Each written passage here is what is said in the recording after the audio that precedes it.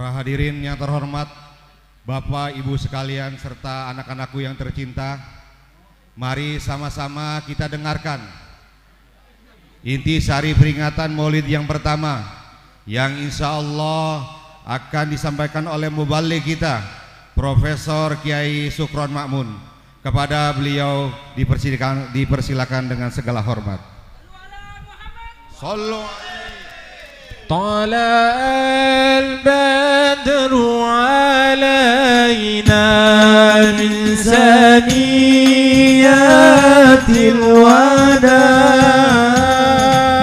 وجب الشكر علينا ما دعا لله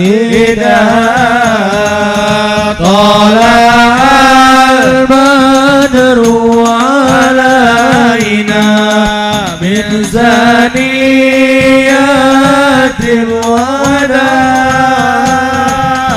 وجب الشكر علينا ما دعا لله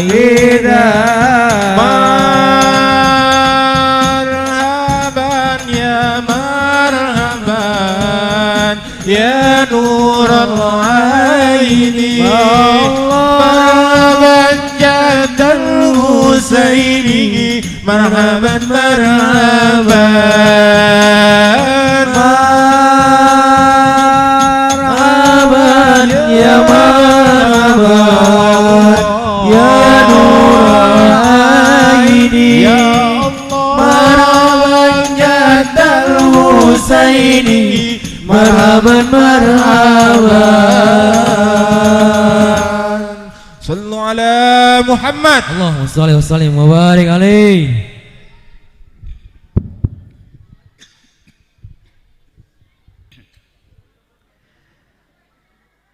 Assalamualaikum warahmatullahi wabarakatuh.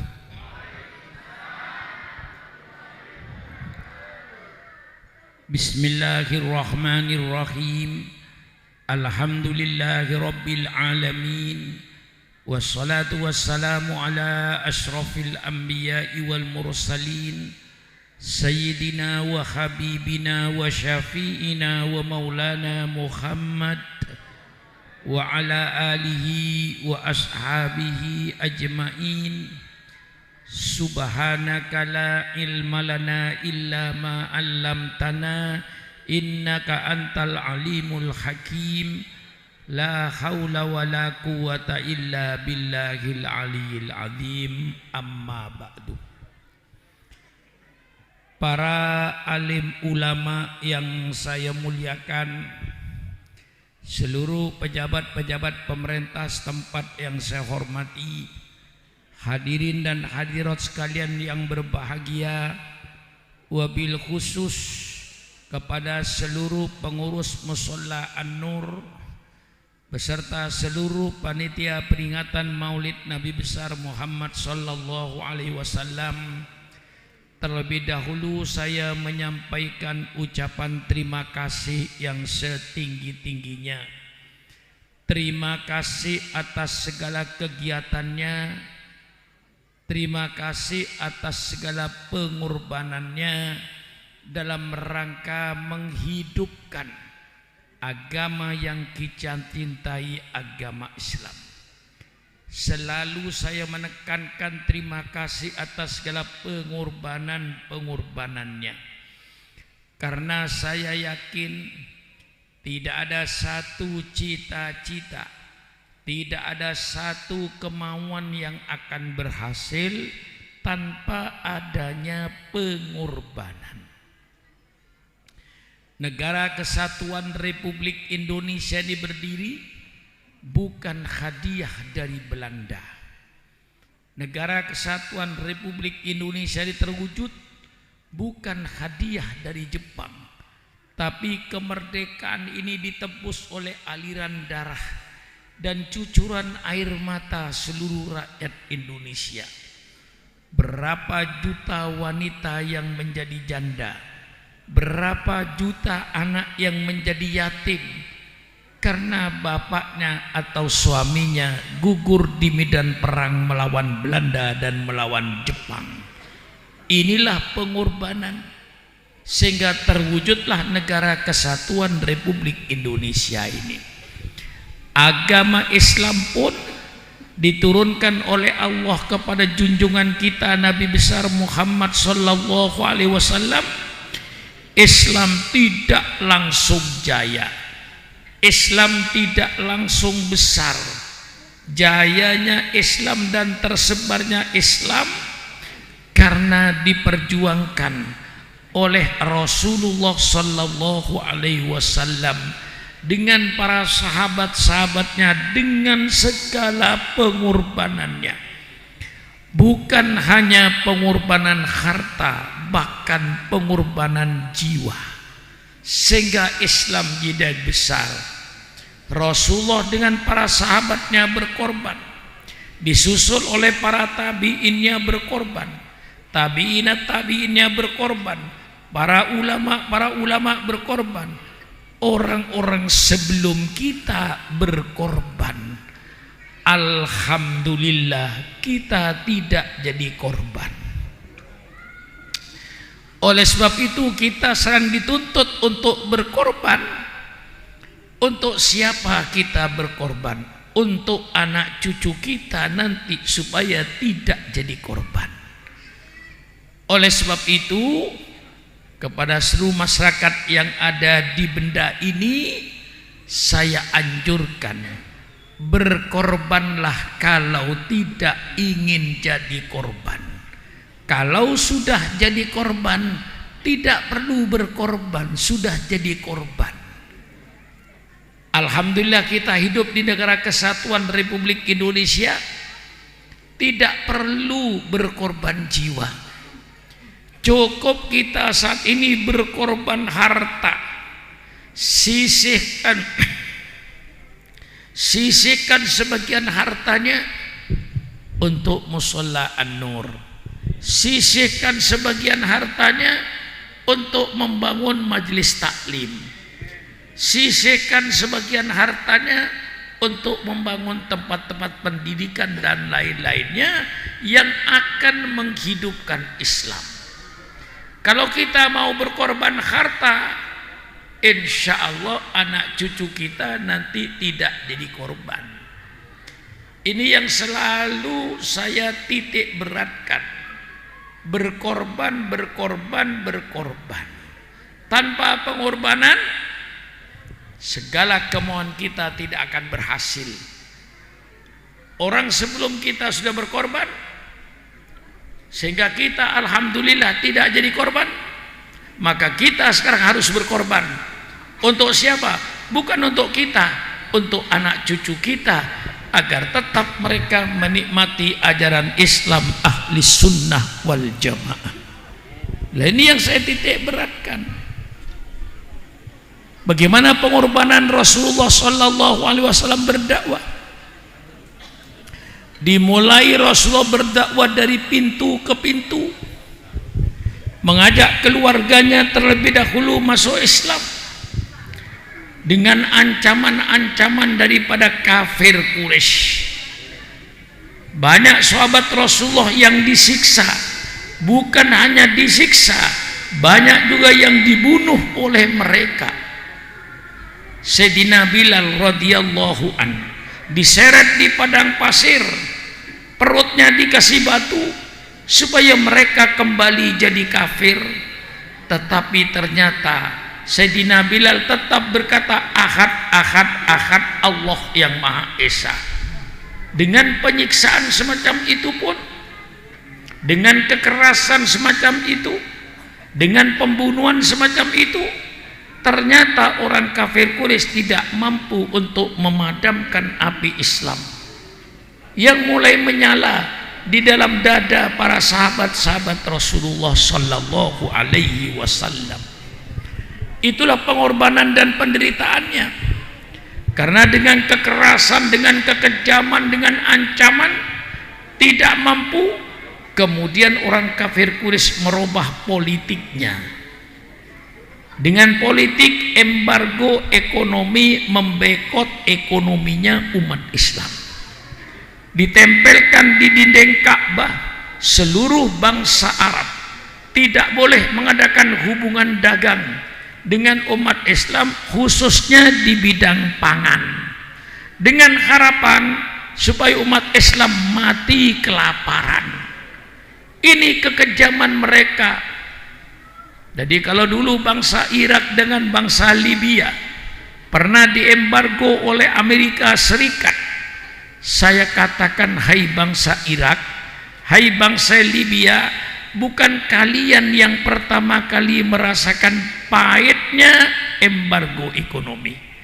Nabimu 1400 tahun yang lalu telah merasakan bagaimana pahitnya embargo ekonomi, dibekot ekonominya. Ternyata embargo ekonomi pun tidak mampu untuk memadamkan api Islam. Justru api Islam semakin menyala untuk menerangi kegelapan di kota Mekah. Subhanallah, keagungan Allah.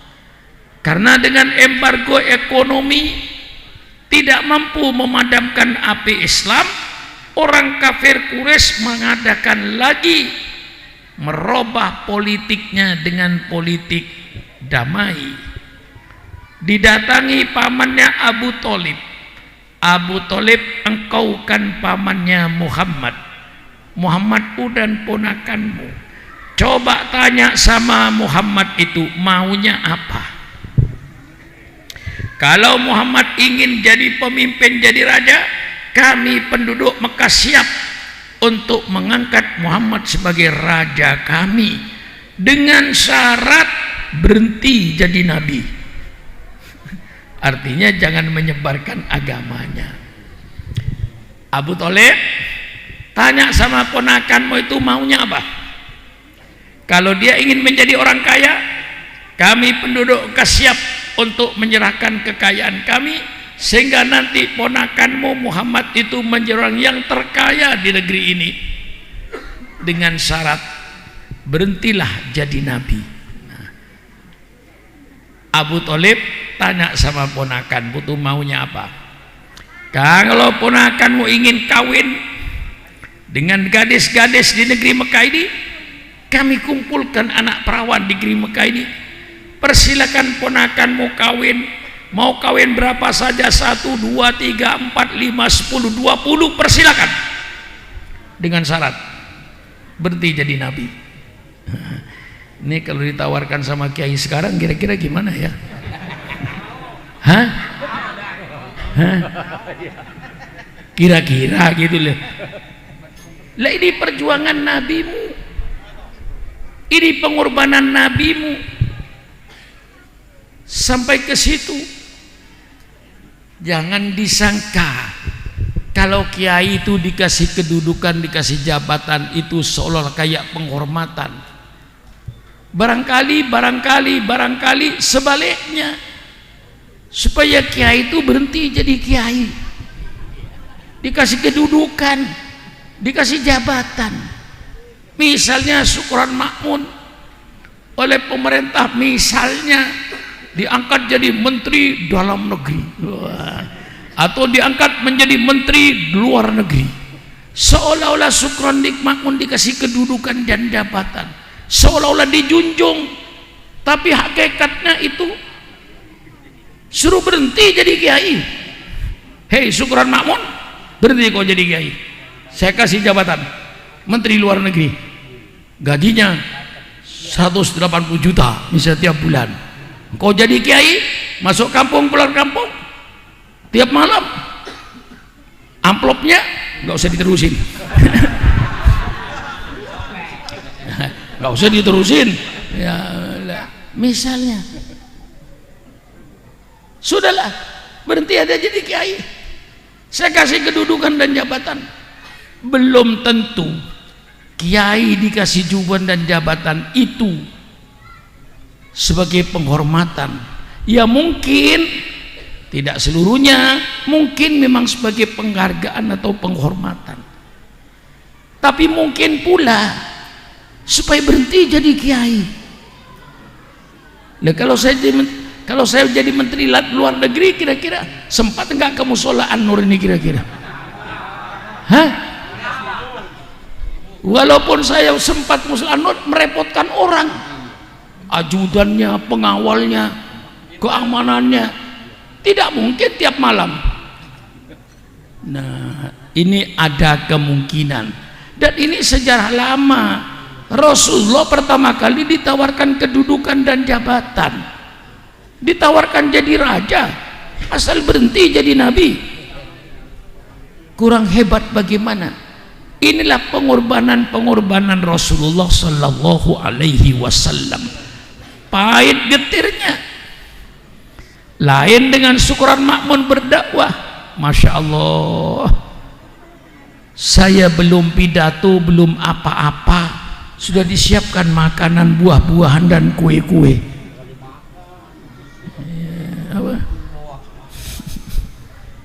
Sudah disiapkan. Masya Allah, nabimu.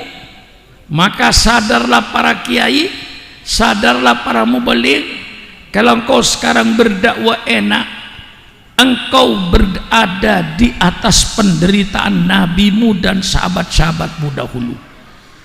Oleh sebab itu sadarilah, oleh kita semua ini, kalau mereka sudah berkorban sedemikian rupa, maka mari kita sekarang berkorban untuk anak cucu kita. Dan itu nanti harta yang sebenarnya yang akan dinikmati oleh ibu di liang kubur, yang disisihkan untuk musola An-Nur, disisihkan untuk majelis taklim. Setiap minggu sisihkan sebagian hartanya. Saya katakan sebagian hartanya, tidak usah seluruhnya, sebagian hartanya sisihkan. Dan itu nanti yang akan dinikmati oleh bapak dan ibu di liang kubur. Dan itulah harta yang sebenarnya, yang menjadi milik mutlak, yang akan dinikmati. Menyesal nanti di liang kubur, tidak pernah berkorban harta, tidak pernah punya amal jariah, dia akan tersiksa nanti di liang kubur. Oleh sebab itu saya tekankan dalam pidato saya ini sebagai pembukaannya, mari berkorban untuk nanti di akhirat, dan supaya anak cucu kita tidak jadi korban. Maka kalau malam ini kita mengadakan peringatan Maulid Nabi, umpama diadakan lebih besar dari ini pun masih wajar, tapi tentu kita sesuaikan dengan kemampuan kita. Ya, inilah kemampuan kita, mengagungkan, menghormati kelahiran Rasulullah Sallallahu Alaihi Wasallam. Kita mengingat jasa-jasa beliau dan perjuangan beliau. Tidak ada artinya yang kita berikan kepada beliau kalau dibandingkan dengan pengorbanan beliau di dalam memperjuangkan Islam. Sehingga Rasulullah sendiri menghormati kelahirannya, menghargai kelahirannya. Siapa bilang Rasulullah tidak memperingati kelahirannya? Dari sahabat Abi Qatadah radhiyallahu an, su'ilan Nabi sallallahu alaihi wasallam an shaumi yaumil itsnin, faqal yaumun wulidtu fi. Dari sahabat Abi Qatadah radhiyallahu an, ditanya Rasulullah sallallahu alaihi wasallam, mengapa kau Rasulullah berpuasa setiap hari Senin? Rasulullah jawab, saya puasa hari Senin karena hari itu adalah kelahiran saya. Siapa bilang Rasulullah tidak memperingati maulidnya tiap minggu, Kiai? Kiai tiap tahun. Diperintahkan sebenarnya umatnya untuk puasa hari Senin ikroman, untuk memuliakan hari kelahiran junjungan kita Nabi besar Muhammad sallallahu alaihi wasallam. Dan masih banyak isyarat-isyarat Al-Quran untuk mengagungkan kelahiran Rasulullah. Qul bifadlillah wa birahmatihi fabidzalika falyafrahu. katakanlah oleh engkau Muhammad, dengan karunia Allah, dengan rahmat Allah, hendaknya kalian bergembira ria. Orang yang tidak gembira dengan karunia Allah, orang yang tidak gembira dengan rahmat Allah, perlu dipertanyakan beriman apa tidak kepada Allah. Dan tidak ada karunia Allah yang lebih besar daripada kelahiran Nabi Muhammad sallallahu alaihi wasallam. Tidak ada rahmat Allah yang lebih besar dari kelahiran Nabi Muhammad sallallahu alaihi wasallam. Kelahiran Nabi Muhammad merupakan rahmat terbesar, merupakan karunia Allah terbesar. Maka hendaknya kita bergembira malam ini, kita kumpul silaturahmi di Mushola An-Nur untuk menampakkan kegembiraan kita, mengagungkan, menghormati kelahiran junjungan kita Nabi besar Muhammad sallallahu alaihi wasallam. Maka kita berkumpul ini berarti kita bersilaturahmi. Bu, dipanggil pelan-pelan nggak nyaut kupingnya. Memang kiai sini harus teriak-teriak begini ya, Bu? Baru. Iginkah ibu diluaskan rezekinya? Yang tidak jawab mudah-mudahan melarat. Batal. Yang tadi batal, Bu, nggak jadi. Saya ulang lagi. Kalau saya ulang tidak menjawab, memang maunya miskin dia, bukan salah saya. Bu, inginkah ibu diluaskan rezekinya? Wah, baru berteriak. Kelihatan kalau takut miskin. Bapak-bapak, inginkah bapak-bapak dipanjangkan umurnya? Yang tidak jawab cepat mati. Batal. Saya ulang sekali lagi. Tadi umpama tidak menjawab, insya Allah saya batalkan. Tapi kalau sekarang tidak menjawab, saya ulang, berarti memang dia tidak mau panjang umur. Inginkah bapak-bapak dipanjangkan umurnya? Kelihatan lagi kalau takut mati. Rasulullah sallallahu alaihi wasallam bersabda, man ahabba ayyubsata lahu fi rizkihi wa ayyun sa'alahu fi atharihi falyasil rahimahu. Barang siapa yang ingin diluaskan rezekinya, barang siapa yang ingin dipanjangkan umurnya, maka di antara perintah Rasulullah, laksanakan silaturahmi.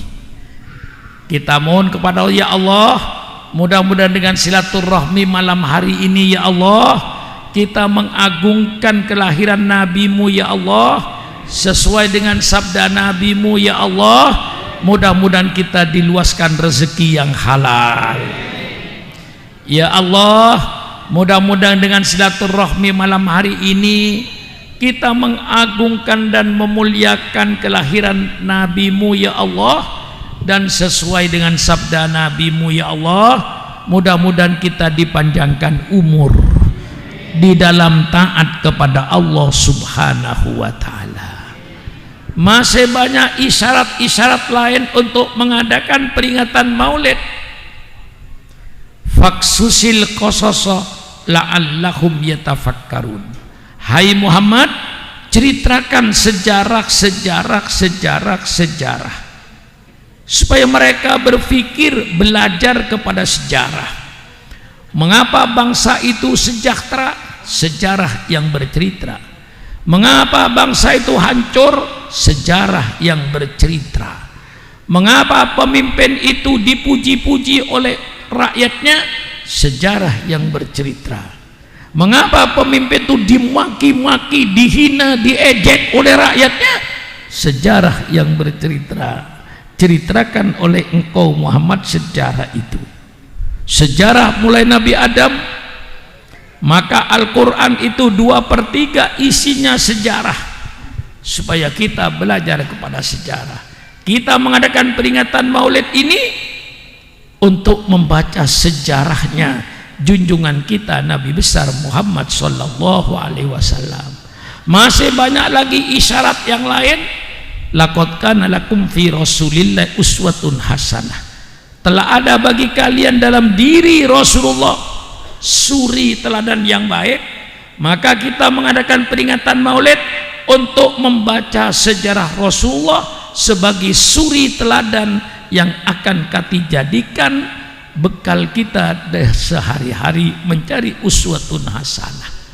Dan semua peringatan Maulid yang dilaksanakan oleh ulama itu seluruhnya perintah Allah, tidak ada yang tidak perintah Allah. Acara Maulid kadang-kadang dibuka dengan baca kitab suci Al-Quran, perintah Allah. Setelah baca kitab suci Al-Quran, kemudian baca sholawat kepada Nabi sampai marhabanan ya Nabi, salam alaika ya Rasul, salam alaika ya Habib, salam alaika, sholawatullah alaika. Itu baca sholawat itu perintah Allah. Ya ayyuhalladzina amanu sallu alaihi wasallimu taslima, perintah Allah. Setelah itu sambutan-sambutan dan ceramah-ceramah agama itu termasuk perintah Allah yang namanya mau'idatul hasanah, nasihat-nasihat yang baik. Maka di dalam Islam berdakwah ini, cara Islam berdakwah insya Allah paling indah di dunia ini. Bagaimana tidak, ud'u ila sabili rabbika bil hikmati wal mau'idatil hasanati wajadilhum billati hiya ahsan. Ini syariat Allah di dalam kita mengajak mereka beriman kepada Allah. Ajaklah mereka ke dalam Islam bil hikmah, dengan kebijaksanaan. Yang bijaksana kita mengajak orang masuk Islam. Wal mau'idatil hasanah, dengan nasihat yang baik. Ajaklah mereka masuk Islam dengan nasihat-nasihat yang baik. Kalau perlu adakan diskusi, dialog untuk memberikan alasan-alasan yang lebih kuat dan lebih bagus. Dialog ini cara Islam, diskusi ini cara Islam. Maka kadang-kadang saya mohon kepada pemerintah, mari kita laksanakan ini. Kalau ada rakyatnya yang berbeda pendapat dengan pemerintah, itu bukan berarti musuh pemerintah, salah. Yang berbeda pendapat dengan pemerintah itu orang yang cinta NKRI, karena takut pemerintahnya salah, dia koreksi untuk meluruskan pemerintah. Kalau pemerintah itu dianggapnya keluar dari jalur, dikritik oleh rakyatnya, itu karena rakyat yang mengkritik itu rakyat yang cinta negara. Mestinya yang berbeda pendapat ini dipanggillah ke istana, ngeteh bersama, ngopi bersama, sambil makan mie goreng bersama. Enak kan? Enak kan? Lepaskan baju emosinya, mari kita bicara dengan tenang. Bagaimana negara ini di masa yang akan datang untuk lebih sejahtera. Jangan dianggap yang berbeda dengan pemerintah itu lalu musuh. Salah itu.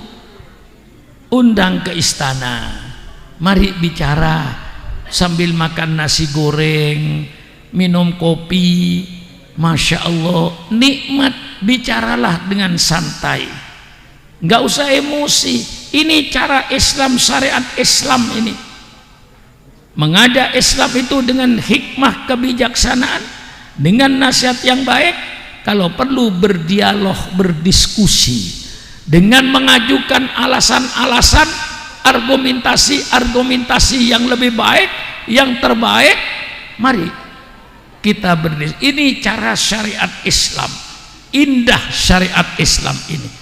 Orang yang tidak senang dengan syariat Islam, atau katakan yang benci dengan syariat Islam, syukran makmun memahami wajar. Mengapa wajar? Karena mereka nggak tahu syariat Islam. Seandainya tahu syariat Islam, mungkin Anda akan seperti Sukron Makmun, fanatiknya terhadap Islam. Mengapa Sukron Makmun fanatik terhadap Islam? Karena Sukron Makmun mengerti syariat Islam itu. Begitu indah syariat Islam itu. Nah, maka semua peringatan-peringatan Maulid itu tidak ada acara yang keluar dari perintah Allah. Ditutup dengan doa. Doa itu perintah Allah. Setelah doa itu masing-masing adatnya nggak sama. Kadang-kadang habis doa keluar nasi kebuli. Ya, saya di sini nggak tahu apa ada keluar nasi kebuli apa tidak, nggak ada urusan dengan saya itu. Ya kadang-kadang cukup dengan kue-kue yang ada di depan saudara itu. Karena kita maulid tidak mencari makan, untuk mencari nasihat-nasihat yang baik. Nah, semua ini adalah perintah Allah. Tidak ada yang keluar dari perintah Allah. Maka diceritakan dalam peringatan Maulid itu bagaimana sebenarnya Rasulullah itu. Apakah Nabi Muhammad membawa agama baru? Tidak. Nabi Muhammad datang tidak membawa agama baru.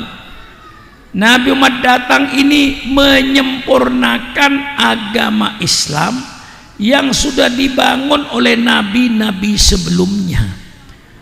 Maka kalau saudara ditanya siapa yang membangun agama Islam, jawab yang benar, agama Islam itu dibangun oleh 25 Rasul. Kalau saudara berkata bahwa Islam dibangun oleh Nabi Muhammad, itu jawaban salah. Jawaban salah. Islam itu dibangun oleh 25 Rasul. Nabi Muhammad datang menyelesaikan bangunan. Jadi kalau istilahnya orang membangun, Kiai, Rasul datang finishing. Apa finishing? Nggak ngerti lagi. Merapiin, ya. Menyempurnakan agama Islam ini. Jadi Rasulullah datang ini untuk menyempurnakan agama Islam yang sudah dibangun oleh nabi-nabi sebelumnya. Maka dalam kitab Shahihu Muslim, dalam bab Muhammad Khatamun Nabiyyin, Rasulullah sallallahu alaihi wasallam bersabda, "Mathali wa mathalul anbiya min qabli kama taliman bana baitan wa ana akhiru man wada'a hadhil labinah." Perumpamaan saya dan nabi-nabi sebelum saya itu cuman ibaratkan orang yang membangun rumah besar. Saya datang terakhir meletakkan batu yang terakhir, pertanda pembangunan sudah selesai. Paham? Jadi Nabi Muhammad itu datang menyempurnakan, bukan bawa agama baru. Nabi Adam turun mengajak umatnya supaya beriman kepada Allah Subhanahu wa taala, pencipta alam semesta. Sujud kepada Allah, bukan sujud kepada Nabi Adam. Dan Nabi Adam bersama-sama dengan umatnya sujud kepada Allah. Islam dengan fondasi tauhid, mengesahkan Allah. Datang Nabi Nuh, seruannya sama. Nabi Nuh mengajak umatnya supaya beriman kepada Allah pencipta alam semesta, sujud kepada Allah, bukan sujud kepada Nabi Nuh. Dan Nabi Nuh bersama-sama dengan umatnya sujud kepada Allah Subhanahu wa ta'ala. Islam. Datang Nabi Ibrahim. Nabi Ibrahim seruannya sama sebagaimana seruan Nabi Nuh, mengajak umatnya beriman kepada Allah, sujud kepada Allah, bukan sujud kepada Nabi Ibrahim. Dan Nabi Ibrahim bersama-sama dengan umatnya sujud kepada Allah. Islam. Datang Nabi Musa alaihi salam, seruan Nabi Musa sama dengan seruan Nabi Ibrahim, mengajak umatnya beriman kepada Allah, sujud kepada Allah, bukan sujud kepada Nabi Musa. Dan Nabi Musa bersama-sama dengan umatnya sujud kepada Allah, Islam. Datang Nabi Isa yang oleh saudara kita di gereja disebut Yesus Kristus. Di dalam Al-Quran Nabi Isa seruannya sama seperti Nabi Musa. Nabi Isa mengajak umatnya supaya beriman kepada Allah Subhanahu wa Ta'ala, pencipta alam semesta, sujud kepada Allah, bukan sujud kepada Nabi Isa. Dan Nabi Isa bersama-sama dengan umatnya sujud kepada Allah, Islam. Datang junjungan kita Nabi besar Muhammad sallallahu alaihi wasallam, seruan Nabi sama dengan seruannya Nabi Isa, sama dengan seruan Nabi Musa dan nabi-nabi sebelumnya. Nabi Muhammad mengajak umatnya beriman kepada Allah, sujud kepada Allah, bukan sujud kepada Nabi Muhammad. Dan Nabi Muhammad bersama-sama dengan umatnya sujud kepada pencipta alam semesta, Allah Subhanahu wa Ta'ala, Islam. Paham? Ini saya jelaskan supaya saudara mengerti betul Islam itu bagaimana. Apa bedanya Pak Sukron? Tidak ada bedanya, hanya Allah Subhanahu wa Ta'ala menurunkan syariatnya tidak sekaligus, dicicil sesuai dengan kebutuhan manusianya. Contoh, ada undang-undang nyolong. Mengapa zaman Nabi Adam tidak ada undang-undang nyolong? Karena pada zaman Nabi Adam tidak ada orang nyolong. Mengapa tidak ada orang nyolong? Karena tidak ada orang. Hah? Benar apa tidak? Tanah belum dikapling-kapling, boro-boro kapling, negara kagak ada. Zaman Nabi Adam gak ada Singapura, gak ada Malaysia, gak ada Indonesia, gak ada Saudi Arabia, gak ada Belanda, gak ada Inggris. Yang ada dunia. Yang punya hanya dua orang, Nabi Adam dengan Siti Hawa berdua. Siapa yang mau nyolong rambutan? Nggak ada. Nggak perlu syarat itu diturunkan.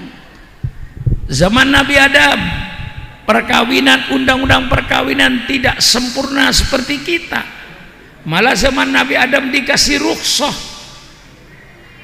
kakak kandung boleh kawin dengan adik kandung kawin dengan kakak kandung. Zaman Nabi Adam boleh. Mengapa? Karena tidak ada orang yang bisa jadi besan. Hah? Nabi Adam punya besan enggak? Tidak ada orang. Tidak ada orang kawin. Yang ada cuman anaknya. Oleh Allah kasih kemudahan. Nah, maka kalau di benda ini ada orang ingin kawin dengan adiknya sendiri karena cantik, itu orang itu salah lahir. Mengapa lahir sekarang? Mesti lahirnya zaman Nabi Adam.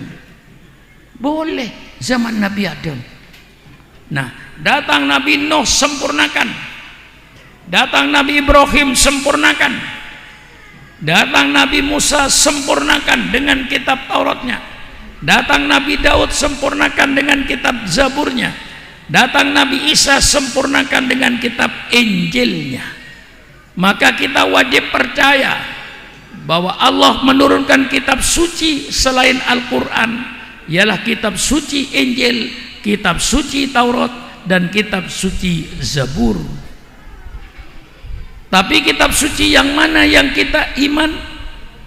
Yang ada sekarang? Tidak.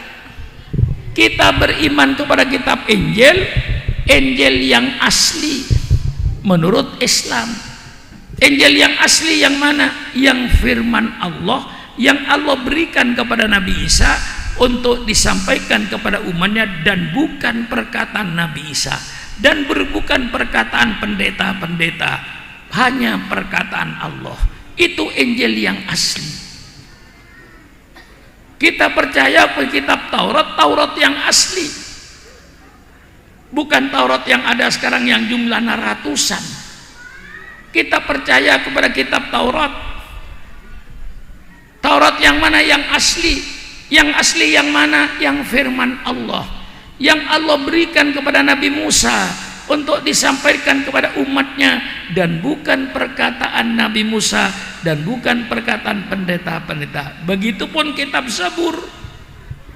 Nah, sekarang kita menjumpai kitab Injil ada 5. Kita tidak usah menyalahkan, tidak usah mencela, itulah keyakinan mereka, persilahkan.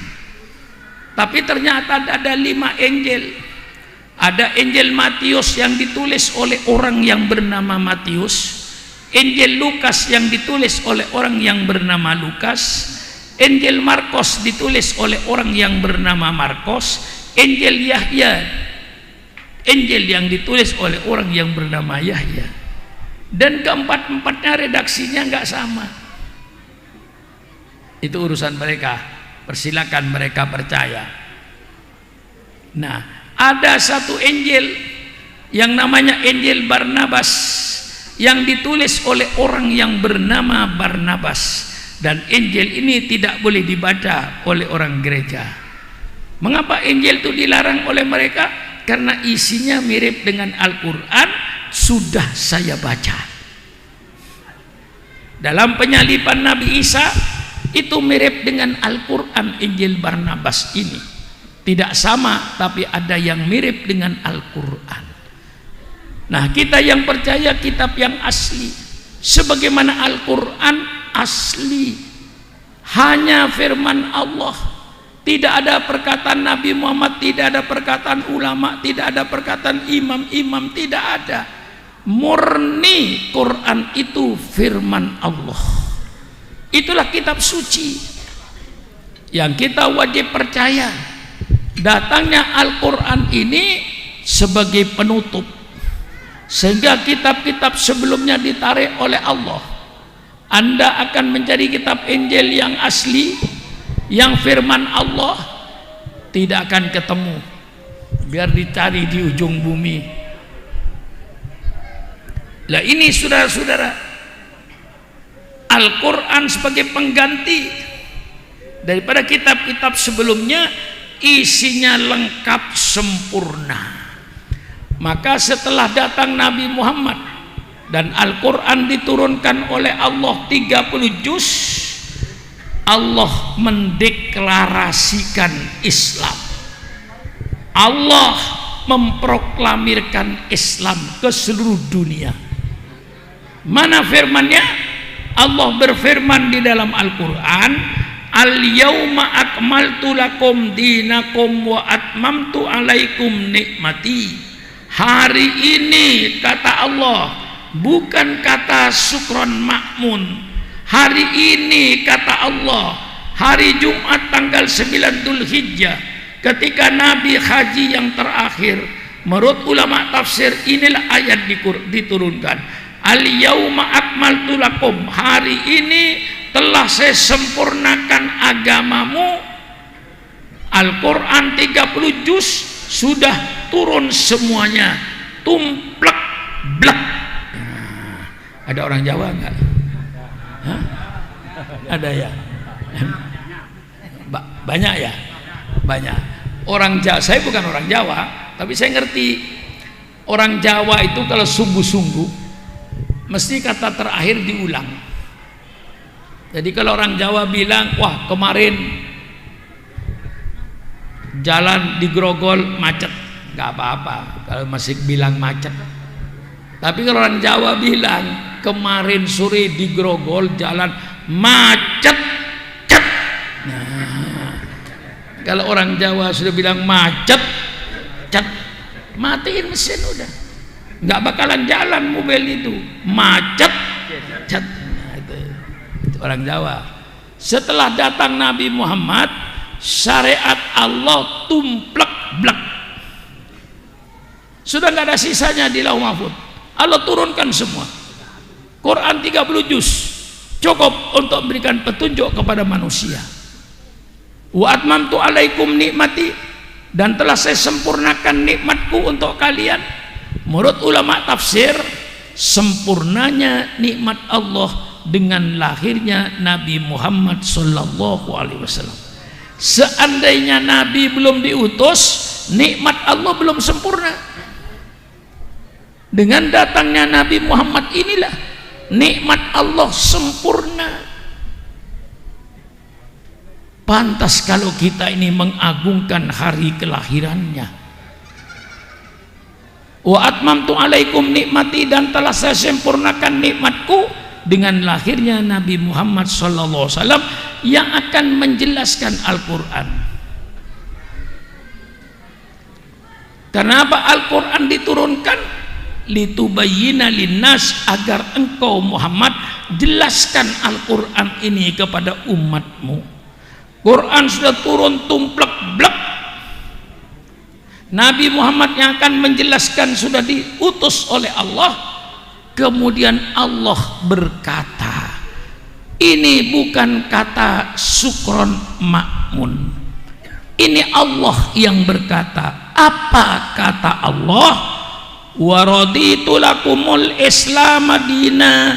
Kata Allah, bukan kata Sukron Ma'mun. Kata Allah, saya ridho, saya rela Islam sebagai agamamu.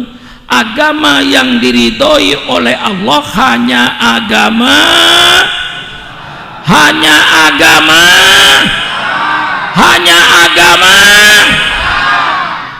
bukan Sukron Ma'mun yang ngomong, Allah. Diperkuat oleh Allah dengan firman-Nya yang lain, inna dina indallahil Islam. Kata Allah, bukan kata Sukron Ma'mun. Kata Allah, sesungguhnya agama yang diridhoi oleh Allah hanya agama Allah perkuat lagi dengan firman-Nya, wa may yabtaghi ghairal islami dinan falan yuqbala minhu wa huwa fil akhirati minal khasirin. Ini kata Allah, bukan kata Sukron Ma'mun. Barang siapa yang mengikuti agama atau mencari agama selain agama Islam, maka agama itu tidak akan diterima oleh Allah Subhanahu wa Ta'ala, dan mereka akan merugi. Mengapa merugi? Tempat mereka nanti di api neraka. Kata siapa? Kata Allah, bukan kata Sukron Ma'mun. Jangan Sukron Ma'mun yang disalahkan, jangan Sukron Ma'mun yang ditangkap. Tangkap Qur'annya. Selama Quran masih dibuka, saya baca ini. Apakah Al-Quran dilarang dibaca?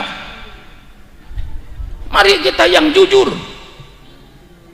Maka setiap umat beragama, persilakan pemimpin-pemimpin gereja mantapkan mereka kepada agamanya.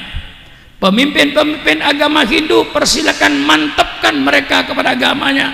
Dan Sukron Ma'mun akan memantapkan agama Islam kepada umat Islam. Bagaimana? Mantap? Mantap? Nah, kalau ada ceramah-ceramah tokoh Islam yang membingungkan, nggak usah diikuti. Itu namanya kiai pembingungan. Kok pemimpin Islam bikin pernyataan membingungkan umatnya? Tinggalkan pemimpin semacam itu. Pemimpin nggak benar. Pemimpin Islam itu bukan membuat umat Islam bingung, tapi bikin umat Islam mantap kepada agamanya. Ini banyak sekarang kayak pembingungan. Dikatakan Islam belum sempurna. Subhanallah. Apa tidak baca kata-kata akmaltu lakum dinakum? Ada lagi yang berkata bahwa tauhid itu persatuan, sehingga nanti yang masuk surga orang yang kampanye persatuan. Subhanallah. Tauhid di situ menyatukan Allah, hanya Maha Esa Allah. Kalau ngajak persatuan lain debabnya, jangan membawa tauhid lalu dianggap ini persatuan. Tauhid itu mengesakan Allah Itu namanya tauhid dalam Islam.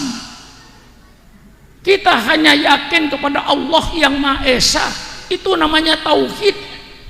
Ada ulama bahwa tauhid itu artinya persatuan. Jadi barang siapa yang menganjurkan kepada persatuan, itulah yang masuk surga. Persatuan apa?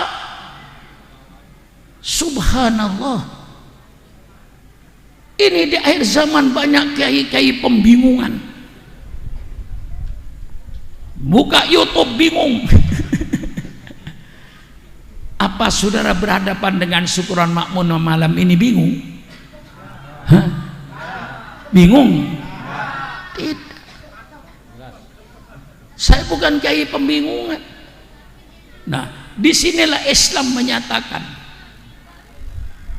bahwa Islam itu sempurna, hudal linnas, sebagai petunjuk hidup. Maka Islam berbicara segala kehidupan manusia. Dari sekecil-kecilnya Islam berbicara. Dari rumah tangga Islam berbicara. Bagaimana syariat Islam dalam berumah tangga. Subhanallah, insya Allah paling indah berumah tangga adalah syariat Islam. Jangan sembarangan laki-laki satu bantal, jangan sembarangan perempuan satu bantal. Itulah yang mengakibatkan penyakit AIDS menurut keputusan Perserikatan Bangsa-Bangsa. Keputusan WHO, World Health Organization, memutuskan bahwa penyakit itu sebabnya karena perzinahan dan karena pelacuran. Subhanallah. Diadakan akad nikah yang sah, mulai daripada meminang sampai akad nikahnya. Akad nikah Islam begitu indah. Ayahnya yang mengawinkan, kemudian ada saksi, ada ijab kabul, ada lambang pertanggungan jawab dengan namanya mahar. Indah syariat Islam itu. Setelah dijalankan syariat Islam yang begitu indah, dibimbing lagi oleh Islam. Wa ashiruhunna bil ma'ruf, pergaulilah istri-istrimu dengan baik. Suami mempergauli istrinya dengan sopan. Suami menghormati istrinya, istrinya menghormati suaminya. Apa ada syariat yang lebih indah dari ini? Tolong tunjukkan kepada syukuran makmun. Ini syariat paling indah. Bagaimana tidak? Suami mempergauli istrinya dengan baik, dengan sopan, dengan lemah lembut. Tidak ada suami mempergauli istri dengan kekerasan, tidak ada dengan memukul, tidak ada dalam Islam itu. Wa ashiruhunna bil ma'ruf. Seorang istri berbakti kepada suami, berkhidmat dalam rumah tangga. Ad-dunya mata'un, dunia ini perhiasan. Wa khairu mata'iyah, dan sebagus perhiasan dunia bukan rumah yang kayak istana, bukan mobil Mercedes, bukan mobil BMW, bukan mobil Toyota. Dalam Islam sebaik-baik perhiasan dunia adalah wanita yang solihah, wanita yang bertakwa kepada Allah, wanita yang taat kepada suaminya. Istrinya taat sama suaminya, suami mempergauli istri dengan sopan. Ini syariat Islam. Tolong carikan syariat yang lebih indah dari Islam. Saya tantang, ayo berdiskusi dengan syukuran makmun bahwa syariat Islam dalam berkeluarga paling indah. Anak berbakti sama orang tua, yang punya kata birrul walidaini Quran. Laisa minna man lam yuqir kabirona wala yamhar wala yarham saghirona. Tidak termasuk golonganku, kata Rasulullah, anak muda yang tidak menghormati orang tua. Dan tidak termasuk golonganku, kata Rasulullah, orang tua yang tidak cinta kasih sama anak muda. Subhanallah. Ayah dan ibu cinta kasih sama anak, anaknya berbakti pada kedua orang tuanya, tidak pernah membantah orang tuanya. Apakah ada rumah tangga yang lebih indah dari syariat Islam ini? Inilah saya tawarkan kepada bangsa saya, bangsa Indonesia. Saya warga negara Republik Indonesia. Saya punya hak untuk menyumbangkan pikiran terbaik saya untuk bangsa saya. Inilah saya tawarkan syariat Islam dalam berkeluarga. Anda mau beli persilakan, tidak mau beli persilakan. Saya cuma menawarkan. Masa menawarkan nggak boleh? Hah? Saya tawarkan ini kepada bangsa saya. Saya tawarkan ini syariat Allah yang indah. Sampai dalam rumah tangga diatur. Subhanallah. Masuk WC diatur. Sebelum masuk mohon kepada Allah, Allahumma inni a'udzubika minal khubuthi wal khobais. Masuk WC dengan kaki kiri, pertanda tempat yang kotor. Tuntaskan najisnya. Jangan ada sisa air besar yang tidak keluar. Jangan ada sisa kencing yang tidak keluar. Tuntaskan semua najis itu. Setelah tuntas najis, bersihkan najis itu. Islam punya syariat. Islam punya petunjuk dalam membersihkan barang najis. Kalau najis itu berbau, hilangkan baunya. Kalau najis itu berwarna, hilangkan warnanya. Kalau najis itu ada rasanya seperti alkohol dan daging babi, sampai hilang rasanya. Tolong carikan syariat yang lebih indah daripada syariat Islam dalam membersihkan kotoran ini. Indah Islam itu. Sampai masuk dapur pun, Bu, tidur lagi. Bu, tidur. Jangan macam-macam kau. Saya pidato setengah mati, nyender ke tembok, tidur setengah mati. Ini namanya sama-sama setengah mati, Bu. Bu, pernahkah ibu mencuci beras? Salah jawabannya. Sering gitu loh. Tiap hari nyuci beras kok pernah.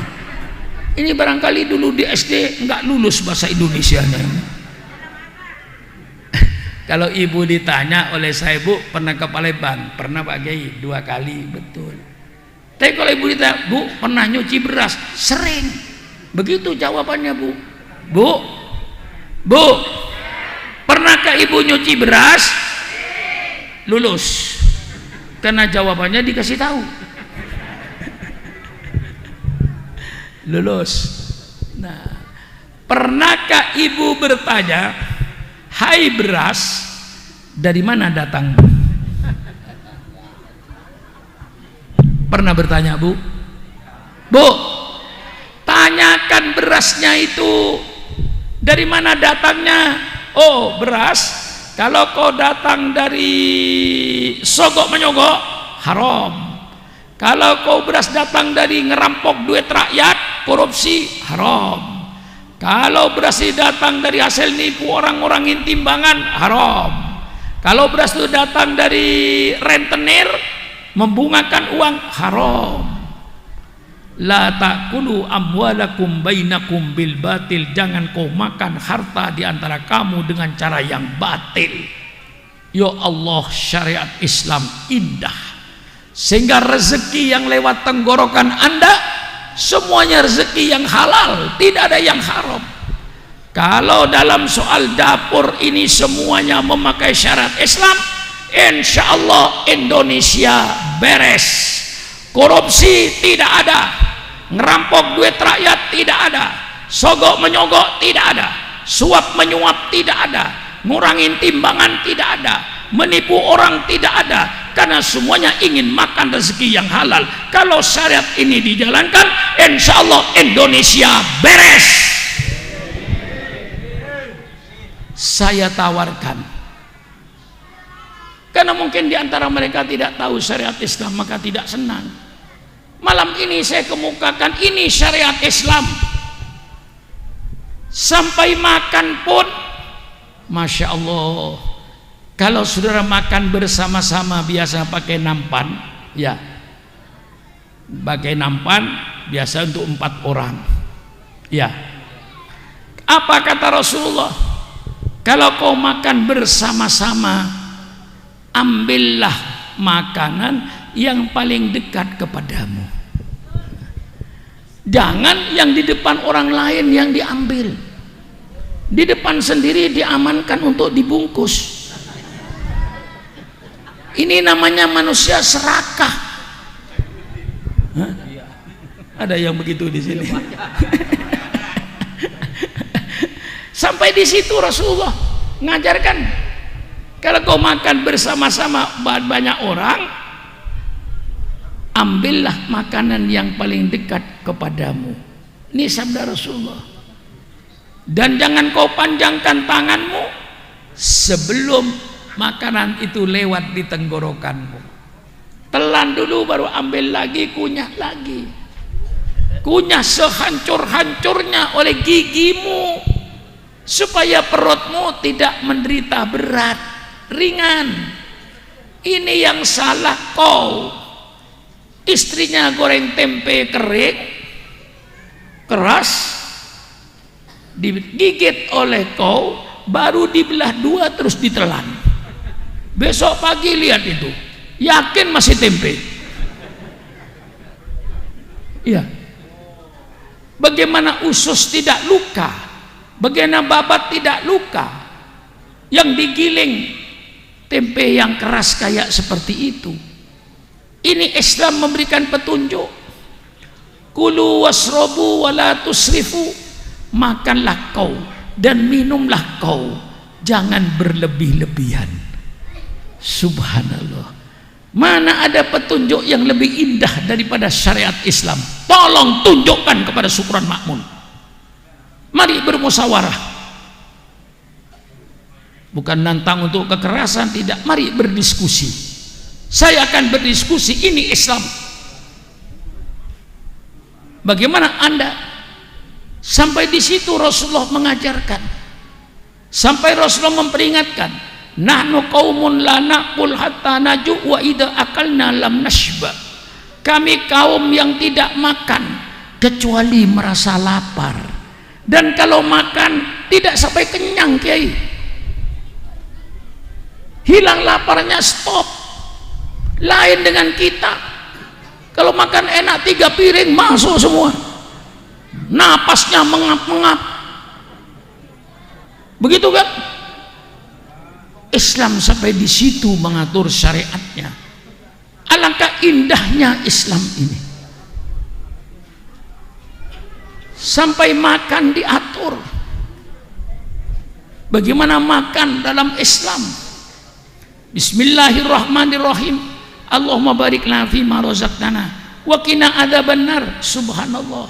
Habis makan, alhamdulillahilladzi at'amana. Sampai tidur pun Islam mempunyai syariat. Tidur minimal bismikallahu ahya wa amut.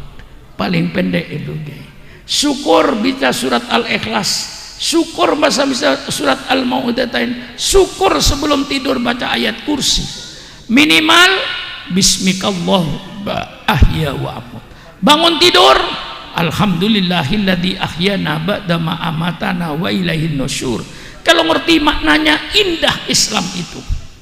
Sampai bapak laki-laki mau tidur dengan istrinya, mau naik, itu ada bismillahnya, Bu.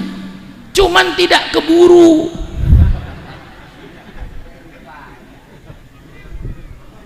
Ya. Ya. Mengapa tidak keburu? Oh, waktunya panjang kok. Dari jam 10 malam sampai subuh. Mengapa terburu-buru? Tenang aja. Ya. Bu. Kalau nanti habis pengajian, Bu, bapaknya mau naik, tegur, Bu. Tanya, Bang, sudah baca bismillah belum, Bang? Belum, Bu. Turun. Suruh turun, Bu. Nangkring kayak ayam, anaknya kayak ayam nanti akhlaknya. Nangkring kayak kambing, anaknya kayak kambing. Tapi insya Allah kalau sebelum naik, ini masih naik semua nggak kira-kira ya? Oh masih naik semua ini. Sebelum naik, bismillahi, Allahumma jannibis syaiton anni wa jannibni anhu warzuqni dzurriatan thayyibah. Ya Allah, jauhkanlah setan dari saya, jauhkan saya dari setan. Ya Allah, berikanlah saya anak, kalau laki-laki yang soleh, kalau perempuan yang soleh. Baru nangkring. Bu, nanti ya kalau habis ngaji misalnya nanti malam bapaknya naik, tegur dulu, bang sudah baca bismillah belum bang? Belum dek, turun bang, bismillah dulu. Sampai di situ Islam itu indahnya. Sampai kamar tamu depan, masya Allah, bagaimana menjadi tuan rumah, bagaimana menjadi tamu. Mangkana yu'minu billahi wal yaumil akhir falyukrim dhaifahu. Barang siapa yang beriman kepada hari kiamat, muliakan tamu. Subhanallah, menjadi tamu sopan. La tadkhulu buyutan ghaira buyutikum hatta tastanisu aw tusallimu ila ahliha. Jangan kau masuk rumah yang bukan rumahmu sehingga kau minta izin dan mengucapkan salam. 3 kali assalamualaikum tidak dijawab, haram masuk rumah orang. Ini syariat Allah. Alangkah indahnya syariat Islam ini. Kalau dimengerti, alasan apa Anda untuk tidak menerima syariat Islam itu?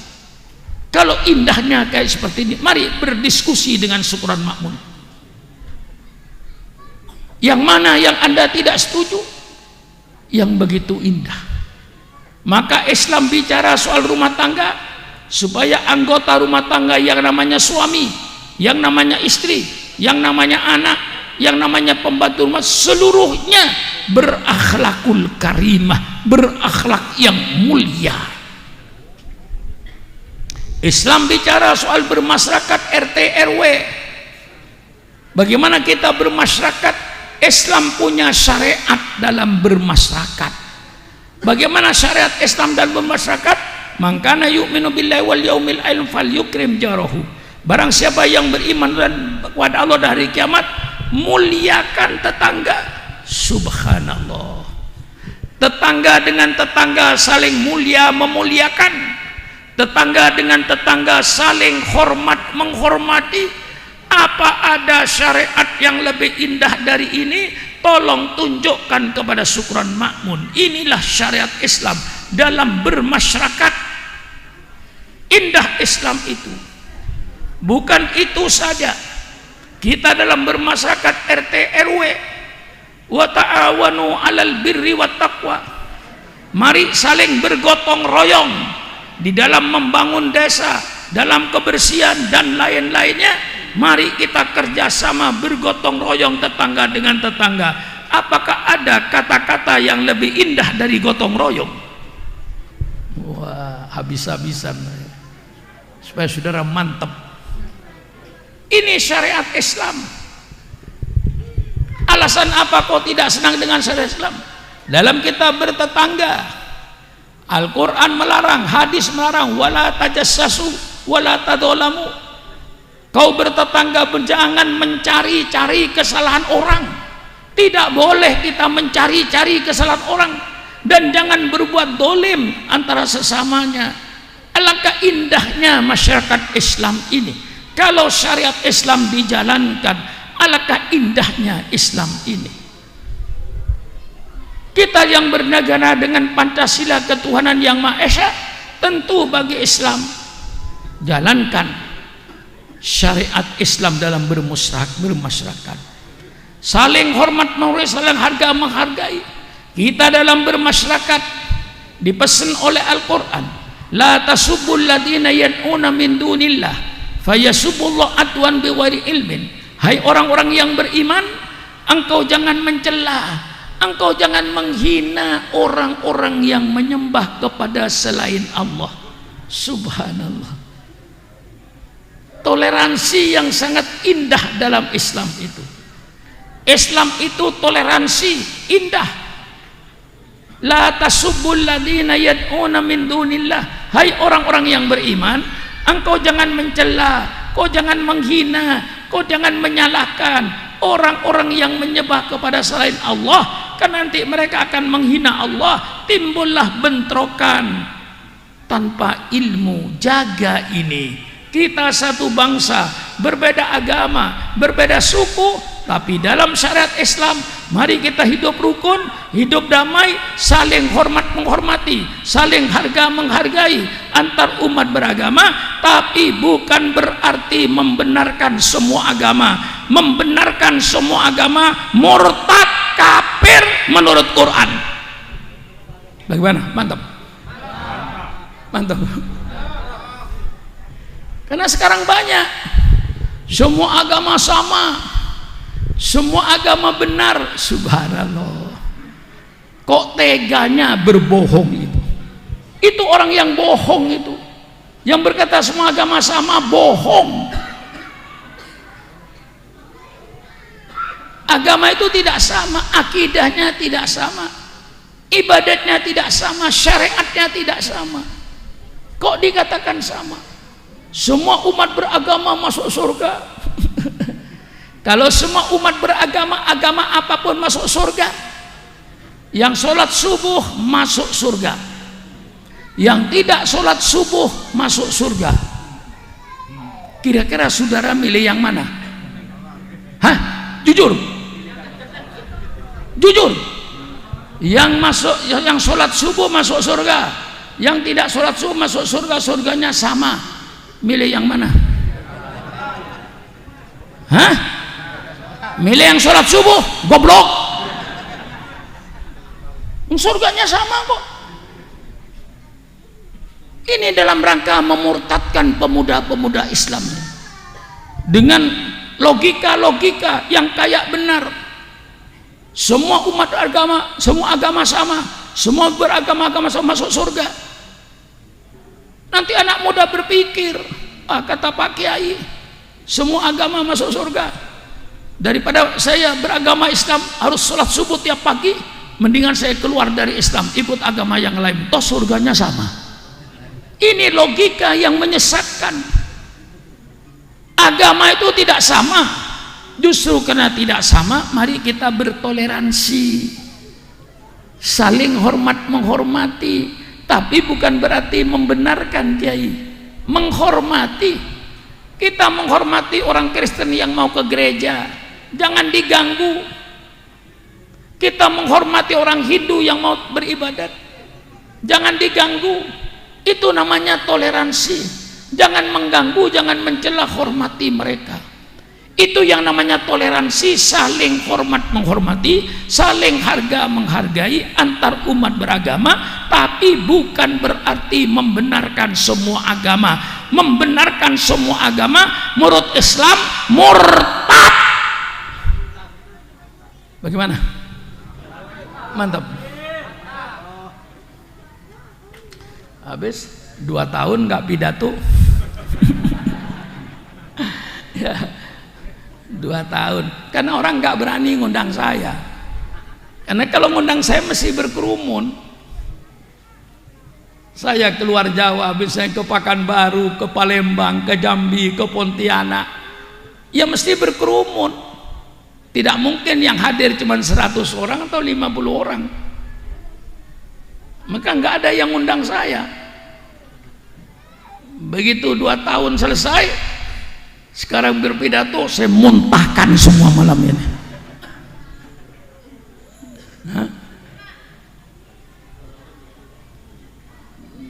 Lah inilah saudara-saudara, Islam bicara dalam syariat ekonomi supaya rezeki yang lewat tenggorokan kita rezeki yang halal, bukan dari ngurangin timbangan, bukan dari nipu orang, bukan dari sogok menyogok, bukan dari rentenir, bukan dari merampok duit rakyat, korupsi, bukan daripada mencuri tetangga. Semuanya itu barang haram, cegah semua. Islam bicara soal ekonomi supaya pelaku-pelaku ekonomi di pasar-pasar, di toko-toko, di pabrik-pabrik, semua pelaku ekonomi orang yang berakhlak, orang yang bermoral. Jangan sampai pelaku ekonominya bermental preman atau bermental bajingan, hancur negara ini. Mantap. Itu Islam bicara ekonomi supaya pelaku ekonomi itu orang yang berakhlak. Islam bicara politik yang sekarang kita banyak dibodohin. Dulu yang melarang kiai bicara politik itu Belanda. Kiai tidak boleh bicara politik, baik di masjid, di majelis taklim. Itu yang melarang dulu Belanda, karena Belanda ingin berkuasa di Indonesia ini. Kalau sekarang masih ada orang yang melarang kiai bicara politik, itu berarti sisa-sisa Belanda. Hilang londo putih, teko londo ireng. Saya jelaskan bahwa dulu yang melarang bicara politik itu Belanda. Nah, kalau kiai merasa bertanggung jawab terhadap NKRI ini, bicara politik kiai, tapi politik Quran, politik sunnah Rasulullah, politik yang sopan, bukan politik fitnah memfitnah, bukan politik bohong membohongi, bukan politik yang membuat pencitraan. Pencitraan itu ada sifat munafik. Tidak perlu kita bikin pencitraan. Pencitraan akan datang dengan sendirinya, tergantung kepada perbuatan pemimpin itu. Jangan direkayasa dengan kejujuran. Maka Islam bicara politik, politik Al-Quran, politik sunnah Rasulullah, politik yang sopan. Sehingga Islam bicara kriteria pemimpin. Islam sudah bicara, cari pemimpin yang punya sifat siddiq, amanah, tabligh, fatonah. Ini diajarkan di musola-musola sejak kecil. Ya, ya. Sejak ngaji Quran sudah diajarkan sifat Rasulullah, siddiq, amanah, tabligh, fatonah. Cari pemimpin yang siddiq, pemimpin yang jujur. Jangan cari pemimpin yang suka bohong. Betul? Cari pemimpin yang amanah, yang terpercaya, yang tidak berkhianat. Cari pemimpin yang tabligh, yang transparan, menyampaikan kebenaran, bukan menyampaikan kebohongan. Cari pemimpin yang fatonah. Fatonah artinya pemimpin yang cerdas. Mengapa kita harus memilih pemimpin yang cerdas? Kalau rakyatnya mengalami kesulitan, kalau pemimpinnya cerdas, maka pemimpinnya bisa mencari jalan keluar sehingga rakyat bisa keluar dari kesulitannya. Kalau pemimpinnya tidak cerdas, rakyatnya sulit karena pemimpinnya bodoh, rakyatnya tetap sulit sampai kiamat. Bagaimana? Cakep politik Islam itu. Cakep politik Islam itu. Enggak kenal politik Islam. Kullukum ra'in wa kullukum mas'ulun an ra'yatihi. Setiap kalian ada pemimpin, dan setiap pemimpin nanti akan dimintai pertanggungan jawab di padang mahsyar atas kepemimpinnya, beres apa tidak pemimpinnya. Masya Allah. Hai pemimpin-pemimpin, engkau jangan bergelimang dalam kemewahan dengan duit rakyat. Nanti kau akan dimintai pertanggungan jawab di hadapan Allah tentang kepemimpinanmu. Kau memimpin jujur apa tidak?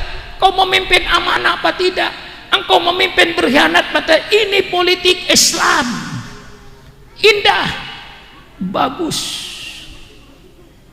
Innallaha ya'murukum an tu'atul amanati ila ahliha wa idza hakamtum bainan nas an tahkumu bil adli. Ini 100% ayat politik. Allah menyuruh kepada kalian agar menyerahkan kepercayaan itu kepada orang yang ahlinya. Jangan sembarangan mengangkat pejabat-pejabat negara. Jangan sembarangan memberikan amanah kepada orang. Cari orang yang betul-betul profesional, ahlinya. Siapa yang layak jadi ketua RT, siapa yang layak jadi ketua RW, siapa yang layak jadi lurah, siapa yang layak jadi camat, siapa yang layak jadi wali kota, siapa yang layak jadi gubernur, siapa yang layak jadi presiden, siapa yang layak jadi menteri, siapa yang layak anggota DPR. Berikanlah kepercayaan jabatan-jabatan ini kepada orang-orang yang ahlinya, yang profesional. Bagaimana? Hebat Islam itu. Hah? Maka saya tawarkan politik ini, wa idza hakamtum bainan nas an tahkumu bil adli. Ini 100% politik. Apabila kau menetapkan hukum, tetapkan hukum yang adil, yang meletakkan manusia depan hukum sama, bukan profesor-profesor ahli hukum dari Amerika, bukan profesor-profesor ahli hukum dari Eropa, tapi yang meletakkan manusia depan hukum, junjungan kita Nabi besar Muhammad sallallahu alaihi wasallam. Ketika seorang wanita dari golongan Al-Mahzumiyah nyolong, golongan Al-Mahzum itu golongan bangsawan. Golongan bangsawan itu golongan bangsa yang ada di awan, gak turun-turun ke bawah. Bangsawan namanya itu. Nah, nyolong, tokoh Quraisy bingung.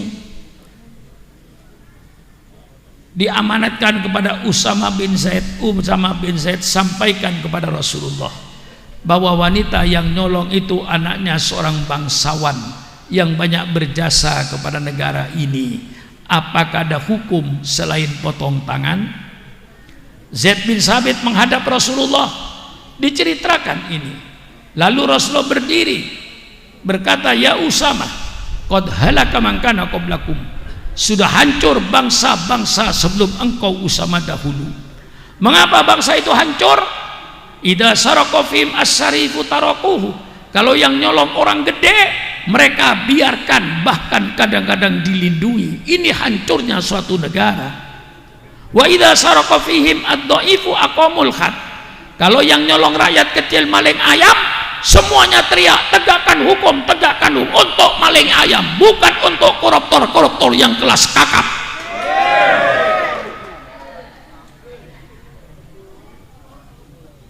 Bagaimana? Indah Islam itu. Kemudian Rasulullah bersumpah, baca dalam kitab Riyadhus Shalihin. Lalu Rasulullah bersumpah, wallahi, ada yang kata waimullah, sama saja, demi Allah, kata Rasulullah, lau anna Fatimah binta Muhammadin sarakat laqatatu yada. Seandainya Fatimah anak kandung saya yang nyolong, pasti saya potong tangannya. Tidak peduli anak Nabi, depan hukum semua manusia sama. Islam punya syariat, Al-Quran dasarnya. Apa ada syariat yang lebih indah dari ini dalam berpolitik? Tolokkan diskusi dengan Sukron Makmun. Gimana Kiai? Mantap, mantap. Lah iya. Nah, ini Islam. Sampai Islam memesan, la yajrimannakum sana'anu qaumin ala alla ta'dilu i'dilu. Nah, kata Allah, bukan kata Sukron Makmun, janganlah kebencian suatu kaum lalu mendorong kalian untuk berbuat tidak adil. Walau kepada kaum yang kau tidak senang, keadilan harus ditegakkan. Jangan berbuat dolim kepada kaum yang tidak kau senangi. Ini Quran yang bicara, bukan Sukron Makmun. La yajrimannakum sana qaumin ala alla ta'dilu. Janganlah kebencian kepada satu kaum mendorong engkau untuk berbuat tidak adil, tapi kau walaupun benci pada kaum itu, tegakkan keadilan. Sampai kepada musuh kita harus adil, Ini syariat Islam. Masya Allah, Masya Allah. Jadi ringkasnya, mengapa Islam bicara soal politik? Jawabannya, supaya pelaku-pelaku politik orang-orang yang berakhlak mulia. Yang jadi bupati akhlaknya mulia, yang jadi menteri akhlaknya mulia, yang jadi DPR akhlaknya mulia, yang jadi presiden akhlaknya mulia, yang jadi lurah akhlaknya mulia. Semua pelaku-pelaku politik berakhlakul karimah. Inilah sebabnya Islam bicara politik. Bagaimana? Mantap. Saya kira cukup sekian. Sudah bicara mulai WC sampai presiden.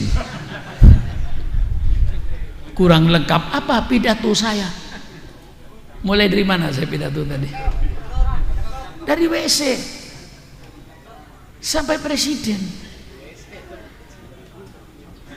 Kurang lengkap gimana pidatonya malam ini? Nah, masih kurang? Masih kurang? Ngundang lagi.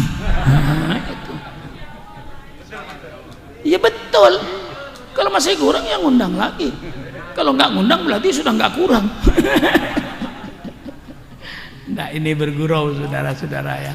Kan sudah sepanjang saya pidato itu. Mungkin hampir 2 jam saya pidato itu. Tapi anehnya ibu-ibu itu nggak ada yang bergerak itu. Biasanya perempuan itu kiai pidato 1 jam sudah mundar mandir dia ini. Sekarang saya lihat di belakang itu nggak bergerak dia, duduk 2 jam. Apa pantatnya nggak panas?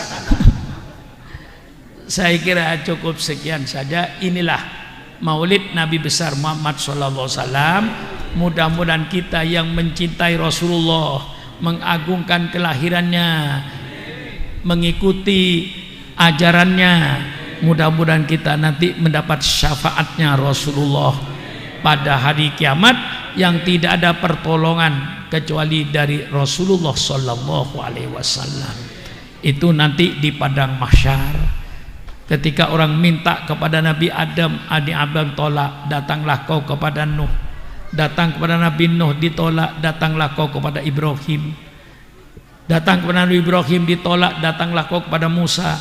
Datang sampai Musa ditolak lagi, datanglah kau kepada Isa. Nabi Isa menolak lagi, datanglah kau kepada Nabi Muhammad. Begitu datang kepada umat, ummati, ummati, ummati, ummati, umatku ya Allah, umatku ya Allah.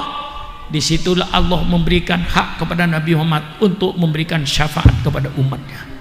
Itulah yang kita harapkan nanti, untuk kita mencintai Rasulullah, mengagungkan kelahirannya, menjalankan perintahnya dengan harapan untuk mendapatkan syafaat dari junjungan kita Nabi besar Muhammad sallallahu alaihi wasallam.